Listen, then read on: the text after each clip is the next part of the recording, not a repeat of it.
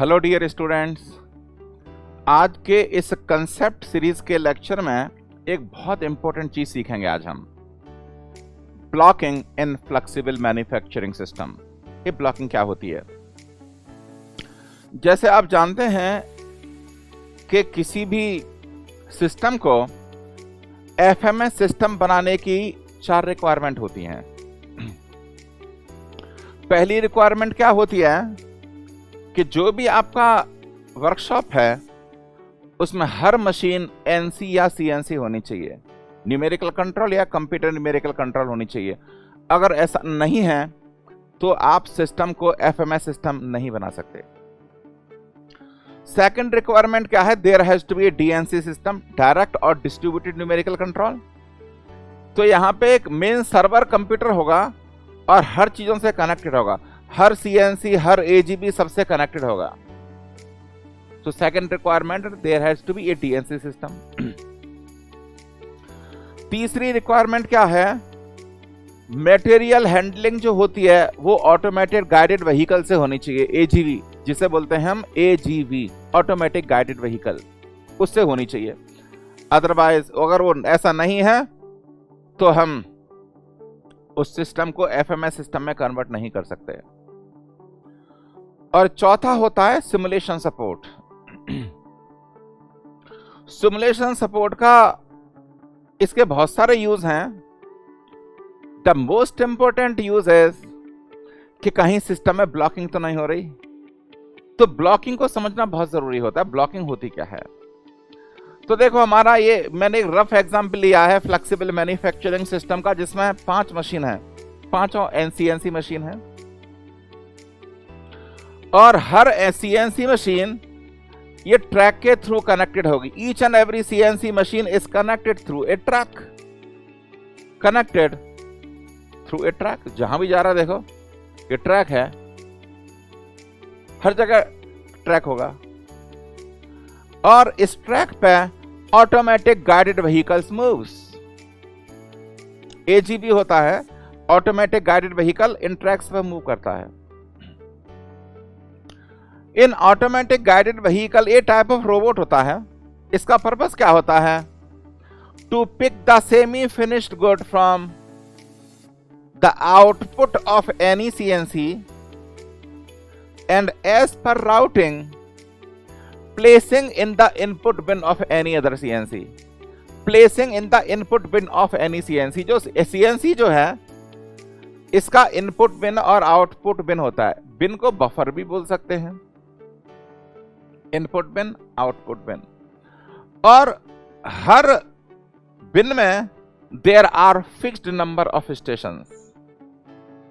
तो देखो, हर एक सीएनसी पे एक रोबोट होगा, हर एक सीएनसी पे एक रोबोट होगा। तो रोबोट क्या करेगा? As per the part entry control strategy. Part entry control strategy कुछ भी हो सकती है, चाहे तो फर्स्ट कम फर्स्ट सर्व होती है, चाहे रेड टैग हो सकती है, लास्ट कम फर्स्ट सर्व हो सकती है, या फिर एसपीटी। जनरली एफएमएस में हम एसपीटी फॉलो करते हैं, शॉर्टेस्ट प्रोसेसिंग टाइम। तो हर सीएनसी पे एक रोबोट होगा as per the SPT technique.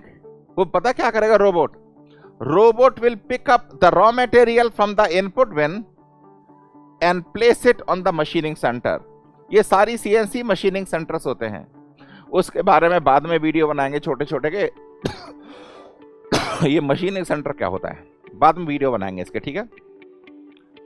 और मशीनिंग के बाद same robot will pick up the semi finished good and place it in the output bin। वो सेम रोबोट का काम है। तो ऑटोमेटिक गाइडेड व्हीकल क्या करेगा? will pick up the semi finished good from the output bin and as per routing, same routing, scheduling, dispatching, routing, place it in the input bin of another CNC। तो यहां से सारा raw material आ रहा है और finished goods यहां से जा रहा है। तो जो फ्लेक्सिबल मैन्युफैक्चरिंग सिस्टम होता है इसमें एक नहीं दर्जनों और समटाइम सैकड़ों, dozens or sometimes hundreds of different varieties of part are processed together. 100 सवा 100 प्रोडक्ट, डिफरेंट टाइप के प्रोडक्ट साइमल्टेनियसली प्रोसेस हो रहे हैं सिस्टम में। यही तो फ्लेक्सिबल मैन्युफैक्चरिंग की खूबी है कि उसमें मशीनिंग का डाउन टाइम बहुत कम होता है। तो बहुत वैरायटी के प्रोडक्ट साइमल्टेनियसली प्रोसेस हो रहे हैं फ्लेक्सिबल मैन्युफैक्चरिंग सिस्टम में। और एक बात और ध्यान रखना आप, ये जो ट्रैक है ना, ट्रैक आर सेगमेंटेड, सेगमेंट होते हैं इसमें ट्रैक में। क्यों? जैसे रेलवे लाइन है ना, तो जो ट्रेन जो है नेक्स्ट सेगमेंट में जाएगी only when the signal is green, otherwise accident हो जाएगा। सेम चीज जो ट्रैक सेगमेंटेड क्या होता है? For the purpose of collision control of different एजीवीज।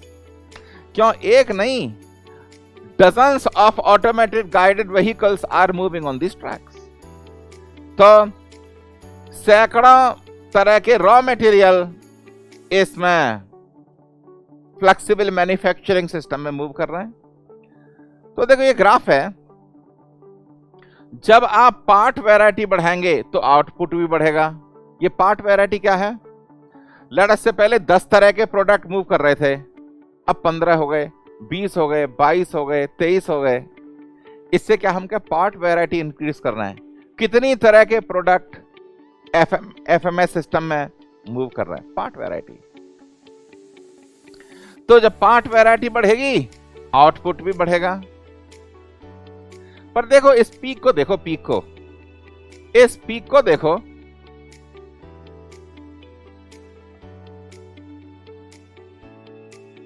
इस पीक को देखो। There is a maximum part variety. There is a maximum part variety. There is a maximum part variety any flexible manufacturing system can handle. अगर आपने part variety उससे ज्यादा कर दी तो blocking शुरू हो जाएगी। ये ब्लॉकिंग क्या होती है? देखो ब्लॉकिंग क्या होती है,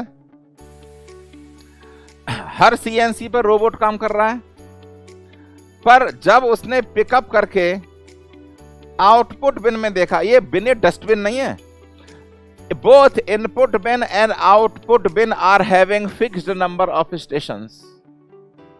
तो जब उसने देखा मशीनिंग के बाद रोबोट ने, अरे सारा स्टेशन तो फुल है, जो भी 3 स्टेशन थे तीनों स्टेशन फुल हैं यहां पे।